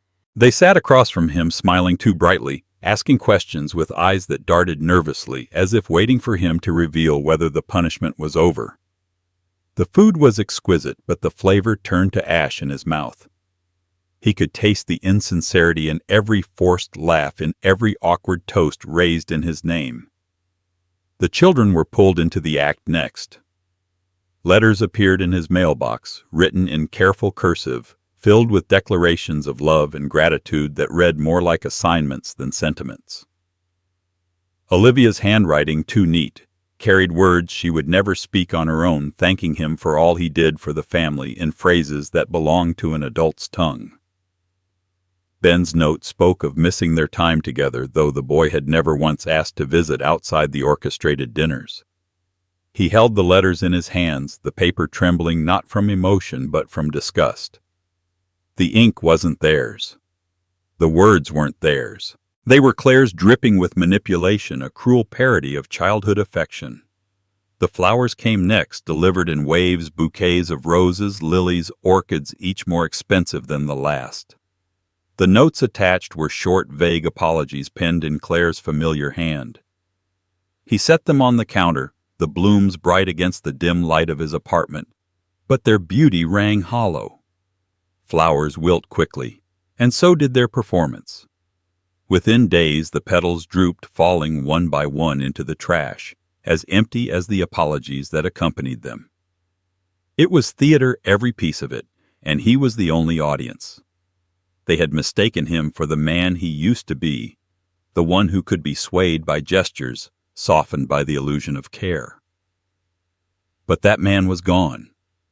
In his place stood someone sharper, colder, someone who saw through every curtain they drew. The circus didn't move him. It confirmed everything he already knew. He watched them scramble, each act more frantic than the last, and felt no guilt.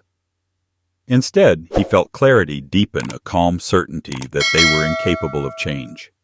They didn't love him. They loved what he gave them. The difference was written into every bouquet, every false letter, every sugar-laced phone call. One evening, Daniel arrived unannounced, carrying a bottle of whiskey as though it were a peace offering. His smile was strained, his eyes darting, his words stumbling over half-hearted apologies.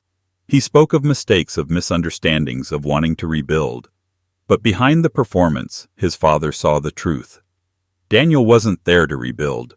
He was there because the bills were mounting, because the whispers among their friends were growing louder, because the ground beneath him was cracking. His father poured a glass, raised it in silence, and let the bitterness of the drink match the bitterness in his chest. Another night Claire appeared with the children, their arms full of gifts wrapped too neatly. She directed them with subtle gestures, guiding their words, urging them to smile wider, to hug longer. The children obeyed, awkward and stiff, their innocence twisted into tools of persuasion. He watched it unfold with the stillness of a man who no longer bled when cut.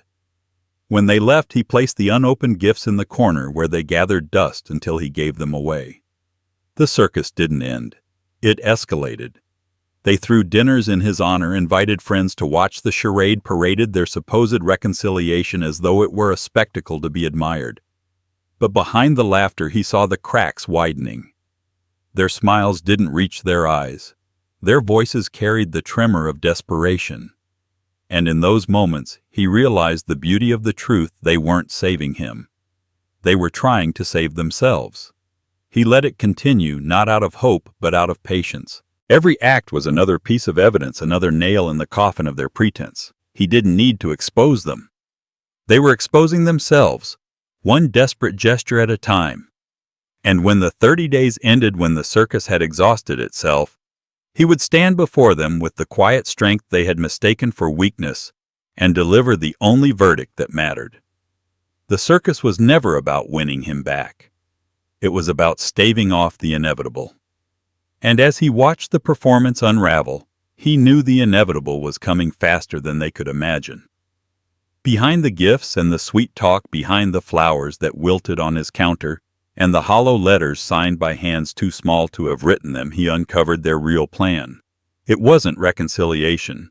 It wasn't love rediscovered. It was strategy. They wanted to paint him as unstable, to build a case that he was unfit to handle his own affairs, and then seize legal guardianship of his assets. The revelation came not with a single slip, but through whispers, pieced together contradictions that surfaced in their carefully rehearsed lines, and a conversation overheard when Daniel forgot the silence of a phone line still open. The truth wasn't shocking, it was confirmation. They had never wanted him. They wanted what he owned. He sat in the dim light of his study, the city flickering beyond the glass, and replayed the words in his mind. He's getting older, more forgetful. It won't be hard to prove. Daniel's voice, low and calculating, paired with Claire's sharp interjections, laying out their plan like generals preparing for battle. He clenched his jaw not from surprise but from the bitter sting of betrayal cutting deeper than ever. They weren't just ungrateful. They were predators, and he was their prey, or so they thought. The irony was suffocating. They had mistaken his silence for weakness, his age for decline, his deliberate calm for fragility. They thought the man who had built fortunes, who had navigated boardrooms and courts, would now stumble like a blind old fool. They didn't realize that every act of their circus had been evidence, every forced gesture another line in the case he was quietly building, not against himself, but against them. He began to move carefully, methodically. His attorney, Mark Stevenson, was summoned not with panic, but with precision. Together, they reviewed every transaction, every gift, every transfer of funds over the years. The ledger was ironclad proof of how much had been given, how much had been drained, how one-sided the relationship had become. He had records of their calls, copies of the letters, documentation of their sudden shift from indifference to suffocating performance. And now he added the overheard conversation, a recording saved with the push of a button. Their plan was collapsing before it even began. The thought almost made him laugh. They believed themselves clever, circling like vultures, whispering about guardianship, about how easy it would be to paint him as unstable. They hadn't realized they were stepping into a trap of their own making. He wasn't the one on trial, they were. He tested their patience in the weeks that followed, feigning forgetfulness in small, deliberate ways. Misplacing a glass, asking Daniel to repeat himself, letting Claire think he'd forgotten an appointment. Their eagerness betrayed them. She leaned in too quickly, correcting him with a patronizing smile. Daniel spoke slowly, as though to a child, his tone dripping with the arrogance of a man convinced he was already in control. They didn't see the glint in his eyes as he played the role they wrote for him, handing them the rope they would eventually hang themselves with. Meanwhile, his will was rewritten in silence. The trust restructured the assets, shielded behind layers they would never reach. The grandchildren's future remained secure, but through avenues Daniel and Claire would never touch. He was careful, surgical, removing them piece by piece until nothing they plotted for remained within their grasp. The more they pushed, the calmer he became. He let their circus continue, their sweetened words and orchestrated affection, their desperate attempts to convince others that they were the caring children and he the fading old man. He knew the truth, and soon enough everyone else would too. The day he confronted them was not filled with shouting. It was colder than that, sharper. He invited them back to the apartment, offered them coffee, again the same stage where weeks earlier he had laid down the challenge. But this time the performance was his. He placed the folder on the table, thick with evidence, and slid it across to Daniel. Bank records, letters, call logs. And at the very end, the recording. Their own voices plotting his downfall. The silence that followed was heavier than any argument. Claire's face drained of color, her mouth opening and closing like a fish gasping for air. Daniel's hands trembled as he flipped through the pages, the confidence bleeding out of him with each turn. Their plan was exposed, every detail laid bare by the man they thought too weak to defend himself. He spoke slowly, each word deliberate.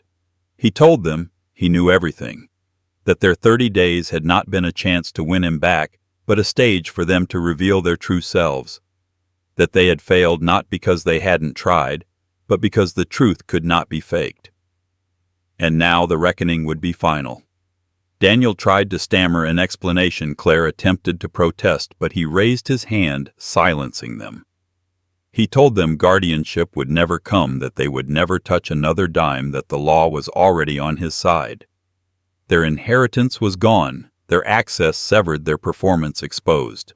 He stood then, his shadow long in the fading light, and looked at the two people who had once called him father. He told them to leave. Not with anger, Not with tears, just with the finality of a man who had already buried the bond. They lingered for a moment, desperate, searching for some last weapon, but finding none. Finally, they left the slam of the door echoing like the closing of a coffin. He remained at the table, the evidence folder still lying open, and allowed himself a deep, steady breath.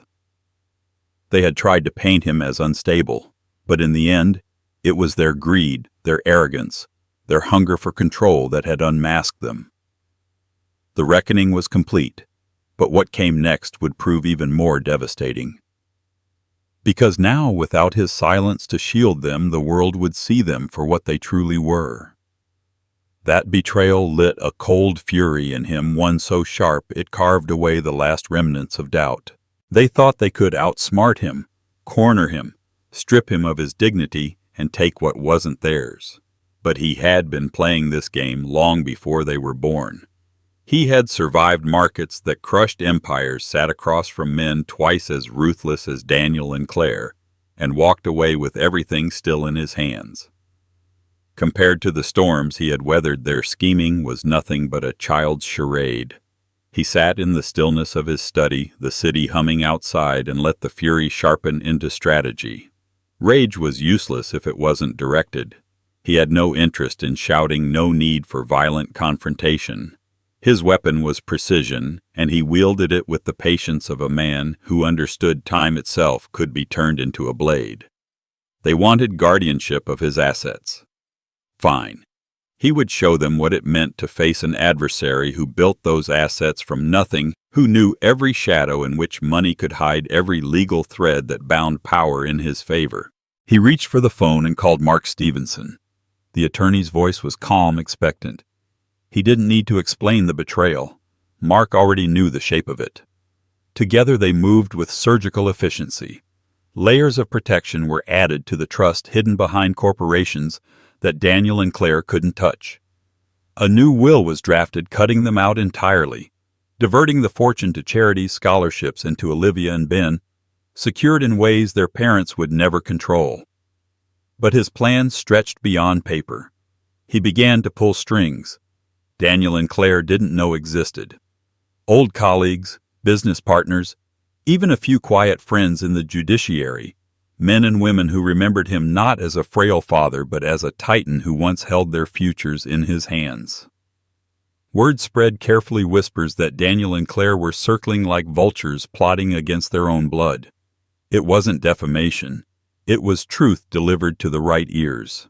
Reputations built on social circles and appearances cracked quickly when the truth seeped in. The change was immediate. Invitations slowed. Friends distanced themselves. At the club, Daniel found conversations cutting short when he approached, eyes glancing away, smiles strained. Claire discovered whispers following her through boutiques, her charm wilting under suspicion. The image they had built of power and poise began to crumble, and he hadn't lifted more than a finger. And he wasn't finished. He began to withdraw the final supports quietly, methodically. The mortgage payments remained halted, the car repossessions looming, the credit cards still frozen. Each day added another fracture, another reminder that their empire had been built not on their strength but on his silence. And now that silence was gone.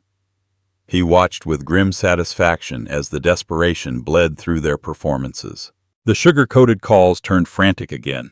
The flowers stopped arriving, the children's letters ceased. There was no time for theater now. Their world was shrinking and fear replaced arrogance. Daniel's voice on the phone cracked with genuine panic, the kind of raw desperation that can't be faked. But he didn't answer. Silence was his final lesson. At night he sat by the window, the city lights glowing against the glass, and thought of Linda. She had seen their flaws long before he did, warning him gently, telling him not to mistake dependency for love. He hadn't listened then, too blinded by hope, too desperate to believe family meant loyalty.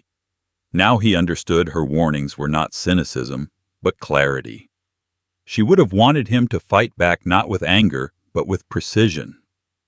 And tonight he honored her by doing exactly that. The cold fury inside him no longer burned. It pulsed steady and controlled, fueling each deliberate move. He wasn't just cutting Daniel and Claire off, he was dismantling the illusion they had built brick by brick until they were left exposed to the world.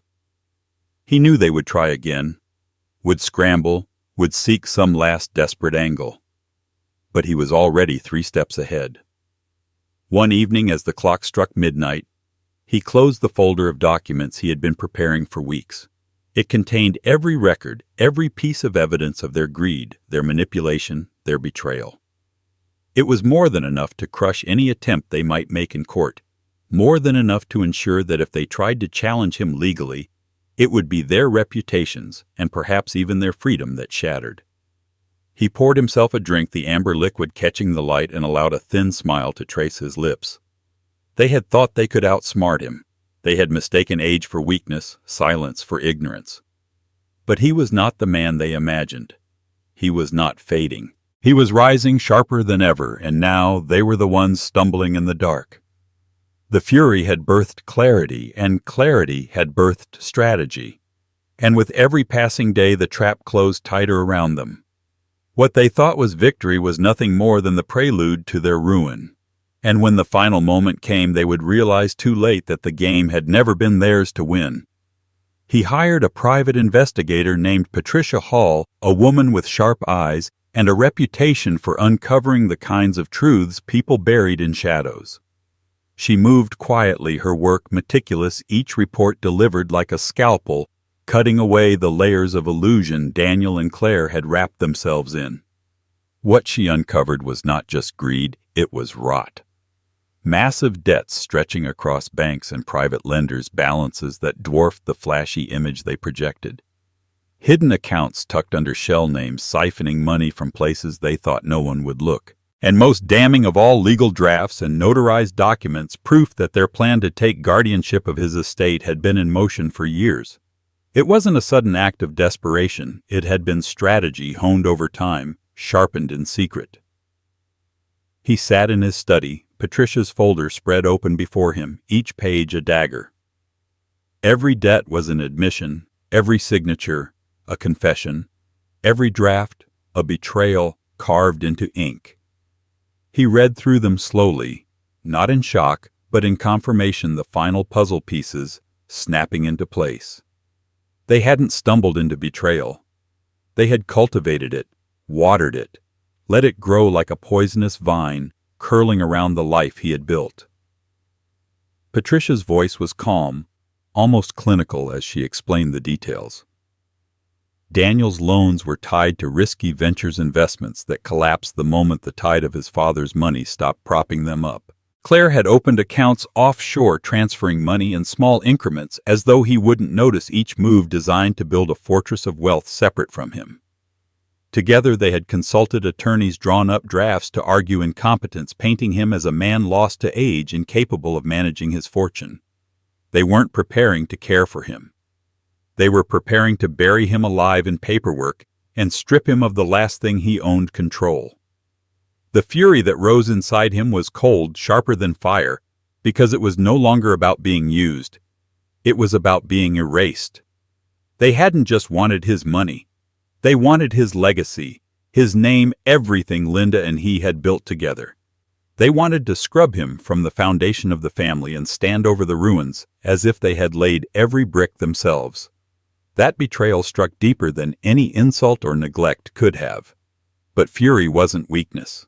Fury was fuel. He thanked Patricia with the calm courtesy of a man who had already begun to weave his counterstrike. Her work was done, and his was about to begin. With her evidence in hand, he wasn't just defending himself. He was preparing to dismantle them. He started with silence. He didn't confront them, didn't tip his hand. Instead, he let them believe their plan remained hidden, that their performance of forced affection was still effective. They continued their charade, sending gifts, making calls, trying to present themselves as dutiful children, while their hidden lives cracked beneath the surface. He watched, patient, letting the rope tighten. Meanwhile, he worked with Mark Stevenson to secure every asset. Properties were shifted into trusts. They couldn't penetrate accounts locked behind legal structures stronger than steel. Beneficiaries were changed, charities lined up, scholarships written in Linda's name. Olivia and Ben's futures were secured directly untouchable by their parents' hands. Daniel and Claire's inheritance was carved away in silence, each signature stripping them of the empire they thought was already theirs. He could see their desperation mounting in the little things, the tighter smiles, the frantic tone in Daniel's calls, the flicker of frustration in Claire's voice. They didn't know he knew, and that ignorance was their undoing. Patricia's photos, her bank records, her transcripts of their meetings with lawyers, all of it sat in his safe, a weapon waiting for the moment they struck. And then one evening, the mask slipped. Daniel arrived unannounced, his eyes bloodshot, his words slurring with desperation. He spoke of opportunities, of one last venture that just needed a little push. He promised it would change everything, that it was a chance to rebuild the family's strength.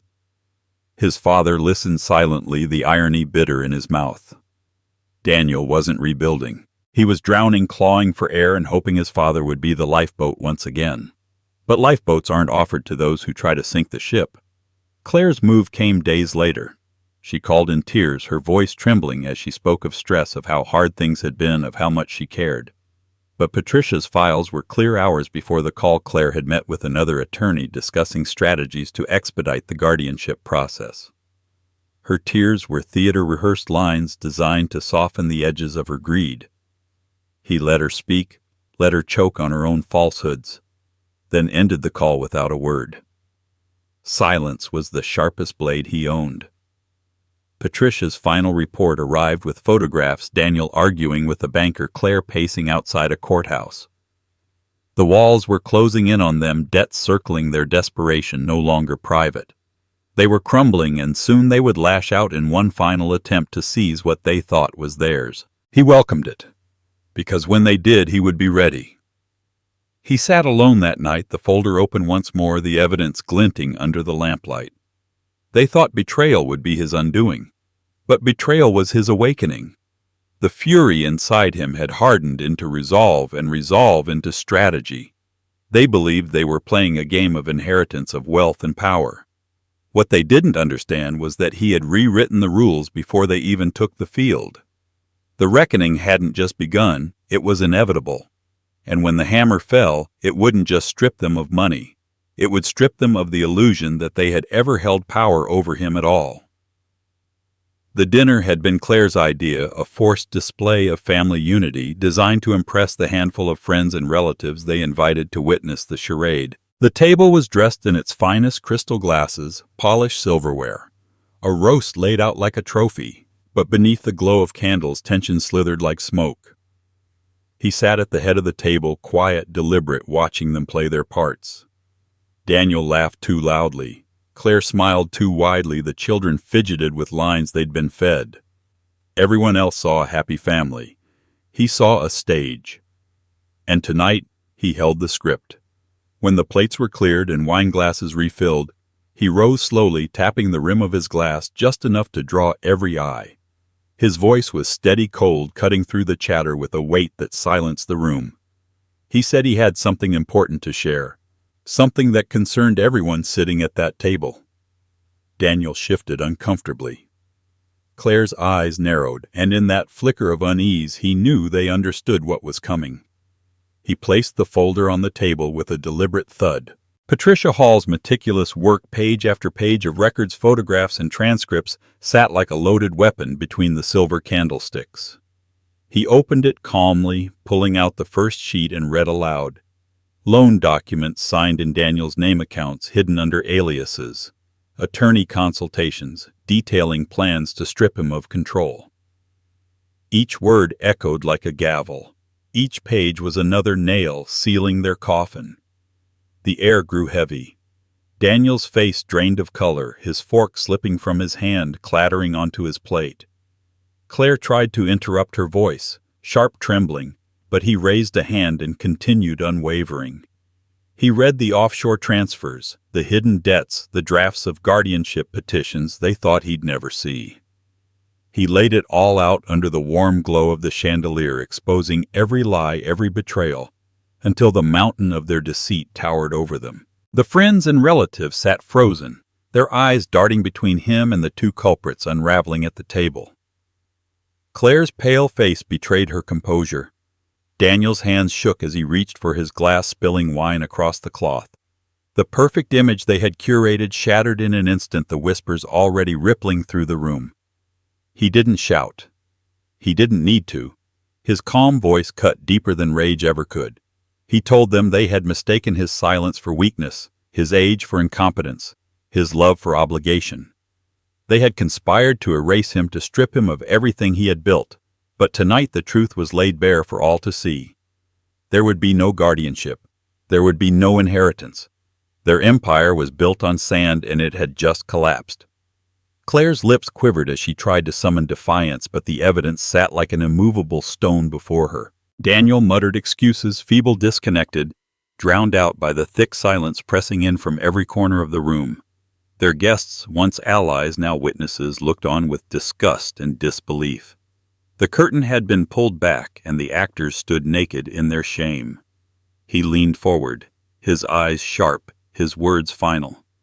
He told them the ledger of betrayal had been written by their own hands, and tonight the world knew it. They were cut off financially, legally, irrevocably. The charities were named, the trust restructured, the will rewritten. Olivia and Ben's futures were safe, but only through channels their parents could never touch. Daniel and Claire had nothing left to claim. The children sat silent, confused, but sensing the gravity. Claire reached for them, desperate, but her hands shook too much to look steady. Daniel's head fell into his palms, his voice muffled, a broken man realizing too late that the ground beneath him had vanished. He closed the folder, the sound of paper against wood final and sharp. He didn't raise his voice, didn't linger on anger. Instead, he delivered the last words with the precision of a verdict. "You've taken the last thing you'll ever take from me." Then he stood his chair scraping against the floor and walked from the room without looking back. Behind him, chaos erupted, whispers turning to gasps, gasps to accusations, Daniel and Claire clawing for words that wouldn't come. But none of it mattered. The evidence had spoken. The reckoning was complete. He stepped into the night air, the cool breeze washing over him, and for the first time in years he felt light. The burden of their betrayal had been lifted, exposed under the weight of truth. They thought they could erase him, but instead they had erased themselves. And as he walked away from the house, glowing behind him, he knew this wasn't the end. The storm he had unleashed tonight would ripple through their world, destroying what little remained of their reputation.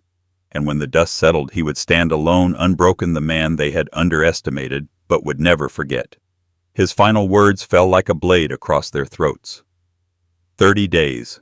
That was all the time they had to gather what little dignity remained, to move out of the house he had bought with his own hands, to scrape together employment in a world they had never navigated without his money cushioning every fall.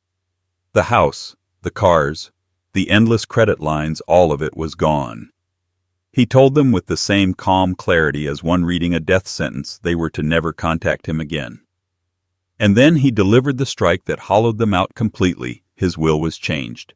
Every cent, every share, every property, all $47 million of it was destined for charity. Their greed had cost them not just his fortune, but their place in his legacy. The silence that followed was suffocating, thick enough to choke. Daniel's face twisted, his mouth opening as if to protest, but the words caught like ash in his throat. Claire sat rigid, her knuckles white against the table, eyes wide with a disbelief that curdled into rage.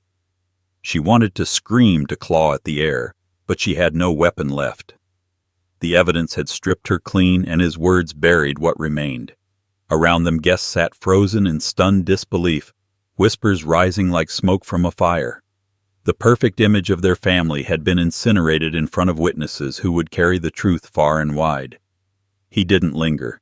He left the room with measured steps, his shadow long against the floor, leaving them drowning in the wreckage of their own making. Behind him, voices rose, Claire's fury spilling into shrieks, Daniel's broken pleas, trying to weave together excuses that fell apart as fast as they left his lips. But the verdict was already sealed. No performance could erase the numbers, the recordings, the lies written into ink and signatures.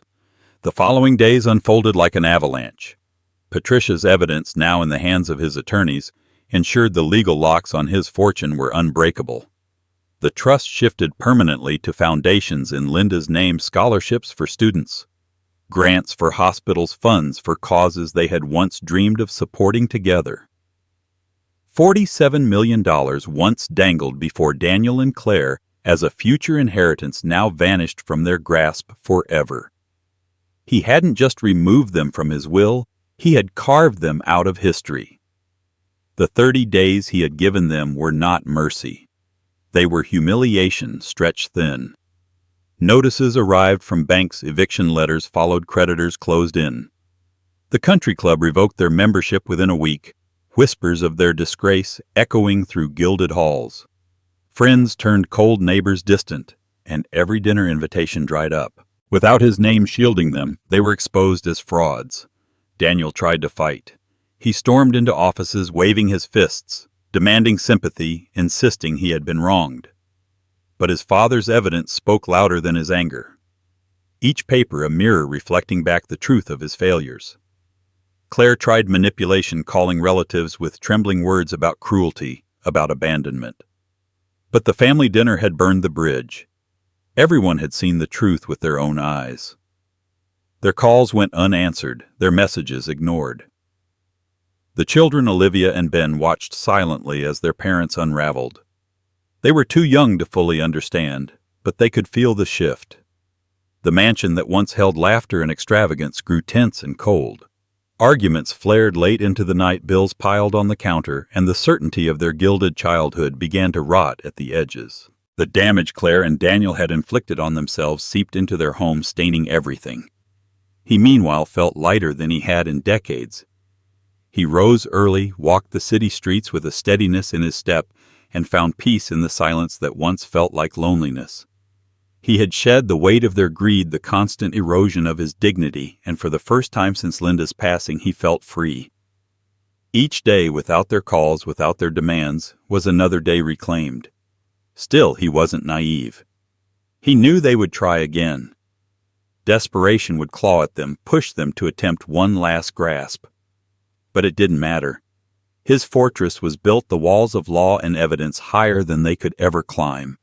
And when they finally reached their 30 days, when the deadline struck like a clock tower bell, he would watch as they were cast out into a world that demanded work effort, accountability, things they had never learned to face. The irony was sharp, almost poetic. They had plotted to strip him of control, to brand him incompetent, to reduce him to a shadow while they feasted on the fruits of his labor. Instead, they had stripped themselves, branded themselves with greed, and reduced their own futures to ashes. The fortune they thought was theirs had never been closer yet. Now it was gone forever, scattered into the hands of strangers who would cherish it more than they ever did. On the 30th day, he stood by his window watching the dawn creep over the city. His phone was silent, the silence sweeter than any apology could have been. Somewhere Daniel and Claire were packing boxes, their lives, folding into the cardboard of defeat. And he didn't think of them with pity. He thought of Linda, of the causes she had cared for, of the students and families who would one day be lifted by the fortune they had squandered. He raised his glass in quiet tribute, knowing she would have approved. The reckoning was complete. His words had cut deepest not in anger but in truth. They had 30 days, and 30 days were done. Their greed had cost them everything, and all that remained was the echo of his voice. The verdict they could never escape. It was never theirs. It was his. And now it was gone forever. But the story didn't end there. Because the world they entered after losing $47 million would not just punish them, it would devour them. And he was ready to watch. The story reminds us that love and respect cannot be bought, nor should they ever be mistaken for financial obligation. Too often people confuse generosity with weakness, assuming that a parent's sacrifices must last forever no matter how poorly they are treated. But true family is not measured in dollars. It is measured in care, loyalty, and presence. When respect disappears, money only exposes the cracks that were already there. For those of us in our later years, this tale is a reminder that it is never too late to reclaim dignity, to set boundaries, and to protect the legacy we've built with a lifetime of effort. We owe it to ourselves and to the memory of those we've loved to ensure our sacrifices mean something genuine. Never be afraid to say enough when giving turns into being used. If this message resonates with you, subscribe for more powerful life lessons and share your thoughts in the comments below. What boundaries have you learned to set in your own life?